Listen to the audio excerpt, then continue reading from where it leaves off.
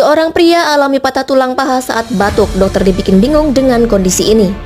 Kisah ini terjadi di Cina. Seorang pria bernama Y berusia 35 tahun membuat terkejut sekaligus bingung para dokter.